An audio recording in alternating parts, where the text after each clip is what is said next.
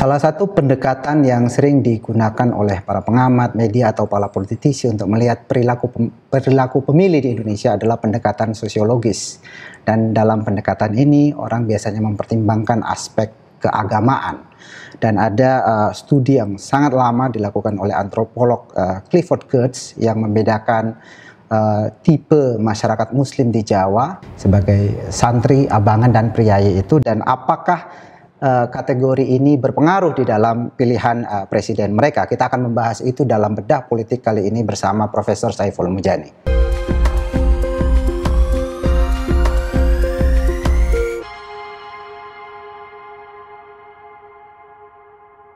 Pak Saiful, ini konsep yang agak lama dan sekarang masih sering dibicarakan tentang santri, abangan, dan juga priayi. Sebenarnya dalam masyarakat kita seberapa besar itu? Apakah itu ditemukan signifikan dan yang kemudian pertanyaan yang kedua, apakah ini punya pengaruh di dalam pemilihan presiden?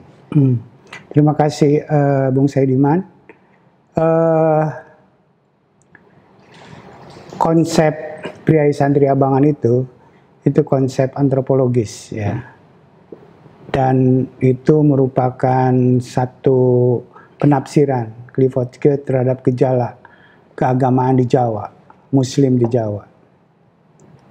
Pertanyaan apakah itu penting secara elektoral atau politik itu dalam pemilihan presiden ataupun partai politik sekarang, mungkin itu pertanyaan yang sulit dijawab secara antropologis gitu ya, karena cara studinya berbeda gitu ya. Namun demikian belakangan itu dipakai konsep itu dalam studi politik yang lebih behavioral gitu ya, yang bersandar pada pola-pola hubungan kausal antara tipologi itu dengan perilaku memilih di satu sisi, dan sisi lain mencoba membuat inferensi atau generalisasi terhadap konsep priayi, santri, abangan itu dalam masyarakat Indonesia dan pengaruhnya di dalam pemilihan umum, pemilihan anggota legislatif maupun presiden. Ada studi mutakhir tentang itu dan merekomendasikan agar memperhatikan secara lebih serius. Ternyata katanya konsep itu masih berguna, membantu untuk menjelaskan perilaku memilih di Indonesia. Nah, dalam konteks itu kita punya studi yang baru ya, bulan Maret ini. Kita tanya, ini khusus tanyanya sih seluruh Indonesia, tapi kita fokuskan kembali kepada tradisi konsep ini lahir, yaitu di Jawa, Muslim Jawa. Karena itu kita batasi analisis kita pada Muslim yang beretnik Jawa gitu ya. Tidak di Pulau Jawa, tapi beretnik Jawa, kira-kira begitu. Bisa jadi orangnya ada di Sumatera, bisa ada di Sulawesi gitu ya, tapi menganggap dirinya sebagai orang Jawa gitu. Dan Muslim ya, jelas itu ya. Nah, dalam studi-studi sebelumnya kita pernah melakukannya, tapi kita hanya mau menyampaikan hasil studi terakhir. Kita tanya kepada responden yang dipilih secara saintifik begitu dalam survei kita, apakah Anda menganggap diri Anda sebagai seorang santri, seorang abangan, atau seorang priayi gitu ya. Saya dengan Tom Bepinski dan Pak Bill melakukan studi itu juga sekitar 5 tahun yang lalu dan sudah jadi buku gitu ya, dan dianalisis. Ternyata orang Jawa di sini dalam studi kita yang terakhir ini yang mengaku dirinya santri itu ada 52,4%. Ya. Kalau etnik Jawa seluruhnya itu sekitar 40%, ya. Dan hampir semuanya kan orang Islam, walaupun banyak juga yang non Muslim, tapi tidak terlalu besar gitu ya. Hampir 90% begitu, bahkan lebih orang Jawa itu beragama Islam. Nah, oleh karena itu kita melihat Muslim yang beretnik Jawa itu dalam studi kita terakhir ini adalah 52,4%. yang mengaku dirinya abangan 22,3, yang priai hanya 1,4 ya. Tadi yang santri ya 52,4%. 52,4%. Jadi mayoritas sebut begitu.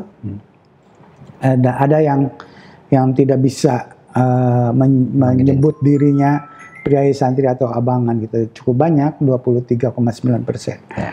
Nah, tapi kelihatan jelas di sini santri besar gitu ya. Mungkin kalau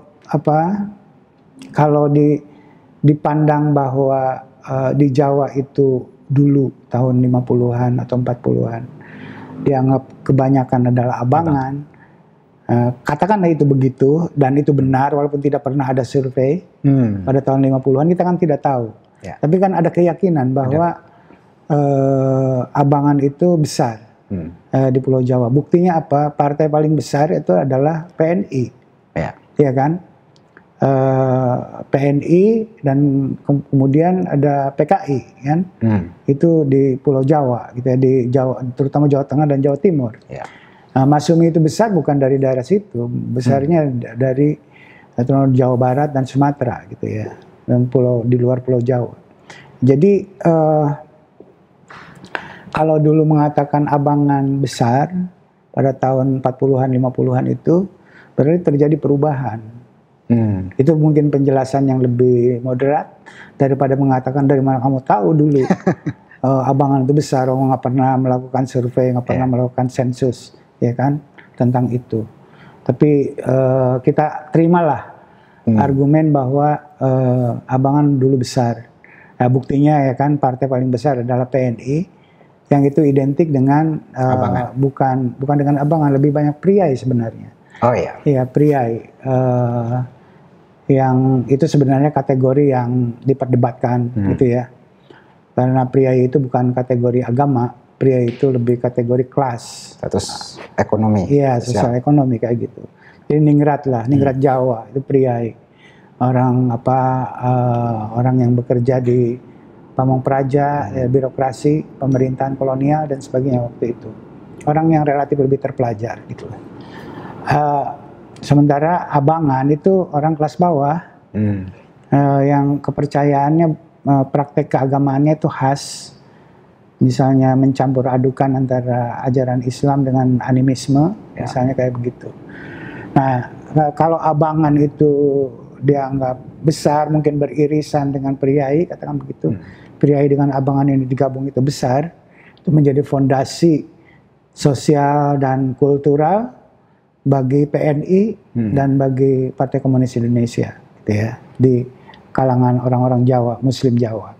Kalau itu besar waktu itu, berarti kalau sekarang kita menemukan hanya 22, 1,4 untuk priai dan abangannya 22,3, berarti terjadi perubahan dong, penurunan.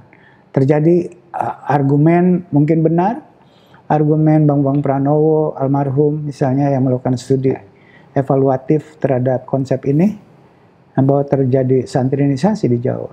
Gitu.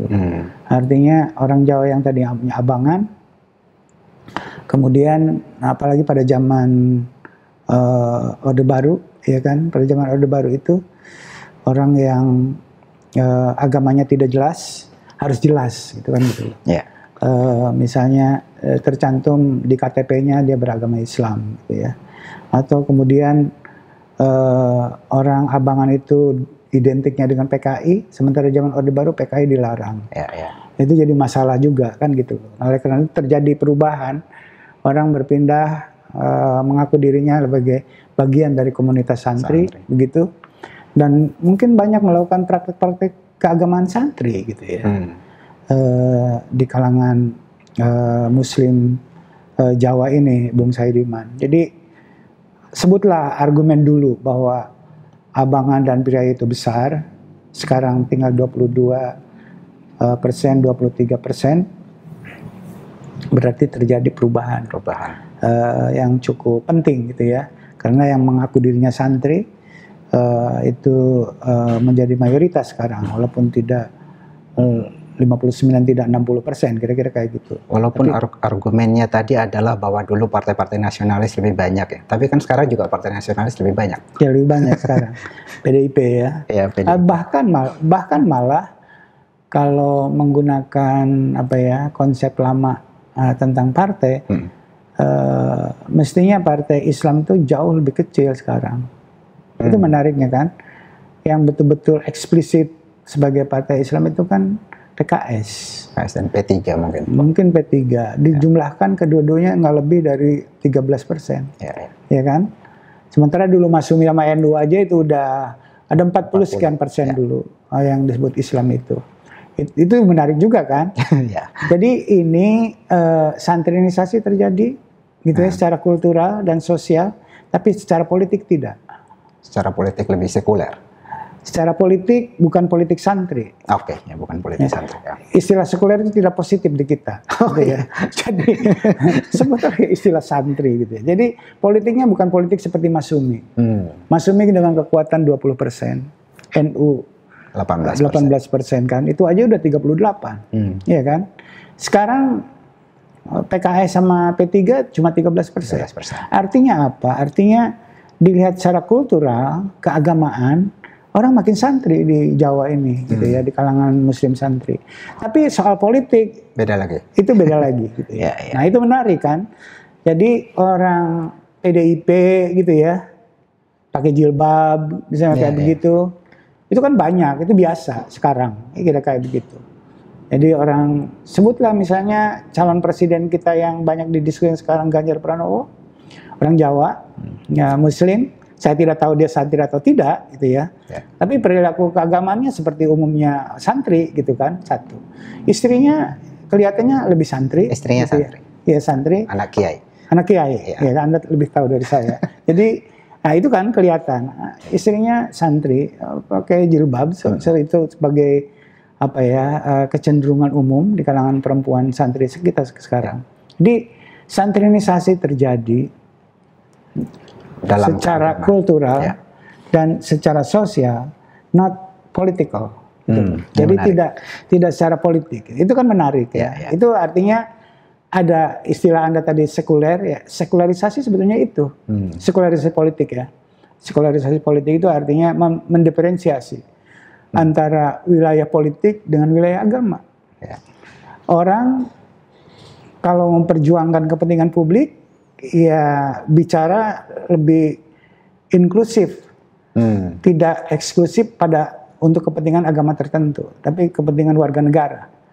Tapi kalau pergi ke masjid lain lagi, gitu, nggak mesti dipaksa orang yang tidak beragama Islam tidak menjalankan agamanya misalnya, dan seterusnya. Jadi ini menarik gitu ya, dan jadi tidak identik santrinisasi itu dengan politisasi. Politik Islam. Ya, politisasi, santrinisasi politik. Tidak identik dengan itu. Ini faktanya seperti itu, Bung Saidiman ya. Nah, sekarang pertanyaannya adalah, ini menarik juga. Nah, kalau ada kelompok santri dan kelompok abangan seperti ini, apakah ini penting? Secara elektoral, pertanyaan kayak begitu ya kan. Kita tinggal hubungkan aja. Yang santri ini yang memilih Ganjar berapa banyak, yang memilih Anies berapa banyak, yang memilih Prabowo berapa banyak. Apakah perbedaannya itu ada perbedaan signifikan atau tidak gitu loh. Ini cross tab simple kita ya. Yang santri itu tadi kan 52,4%. Milih Ganjar 60%. Yang santri ini Jawa ya. Karena kita bicara tentang konsep santri, abangan dan priai itu dari Muslim Jawa, makanya populasi hanya Jawa ini. Yang etnik Jawa maksudnya. Kita lihat yang milih Ganjar 60%, ya, beda cukup jauh gitu loh. Kemudian tapi yang abangan juga, gitu ya, yang disebut abangan itu secara proporsional sama ke Ganjar. Juga lebih banyak ke Ganjar. Iya, yang priai juga begitu. Jadi Ganjar ini didukung oleh priai, santri dan abangan, mayoritas, gitu kan. Anies 15, 14, 19, ya kan gitu loh. Tidak berbeda gitu kan proporsinya.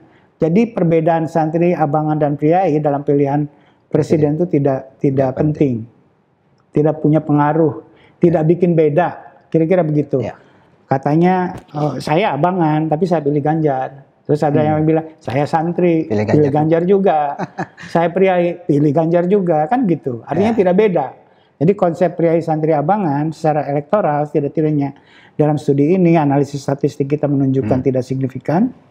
Maka kesimpulannya adalah bahwa ada memang orang yang menganggap dirinya santri, dirinya abangan, dirinya priai, tapi tidak punya efek berarti di dalam perilaku memilih dalam pemilihan presiden. Itu Bung Saidi. Ini bahkan terhadap Anies Baswedan kita sering dibicarakan bahwa Anies Baswedan ini bagian dari santri. Bagian dari santri. Dia aktivis organisasi Islam, gitu, walaupun organisasi Islam modernis, gitu. Tapi bahkan santrinya tidak betul ke Pak Anies. Di kalangan santri yang beretnik Jawa itu tidak ke Anies gitu. Itulah yang membuat menarik gitu loh ya. Jadi seperti kita katakan tadi, konsep santri dan priai ada dalam masyarakat. Dan bahkan terjadi kemungkinan perubahan. Yang santrinya lebih banyak sekarang. Kalau dulu kita yakin memang abangannya lebih banyak, sekarang santrinya lebih banyak. Berubah. Tapi tidak signifikan secara politik. Ya, tidak penting secara politik, gitu ya. Jadi ada santrinisasi, tapi tidak terjadi santrinisasi politik. Oke, gitu. Baik, itu kesimpulannya ya. Terjadi santrinisasi di sosial dan kultural yang ditandai dengan munculnya semakin banyak warga yang mengidentifikasi dirinya sebagai santri, 52,4% dibanding 22,3% yang mengaku abangan, dan 1,4% yang mengaku priai. Tadi kalau kita bandingkan dengan analisa lama yang melihat bahwa abangan itu lebih banyak, itu artinya ada perubahan. Tetapi di dalam politik ternyata perubahan atau santrinisasi di kultural dan sosial ini tidak punya pengaruh di dalam pilihan politik. Kita lihat kesimpulan tadi atau temuan tadi bahwa ternyata baik santri, abangan maupun priai itu tidak membuat pilihan mereka kemudian terpolarisasi di antara tiga calon, Anies Baswedan, Ganjar Pranowo, dan Prabowo Subianto. Saya kira demikian kesimpulan kita pada diskusi kali ini. Kita akan ketemu kembali dalam Bedah Politik SMRC TV berikutnya.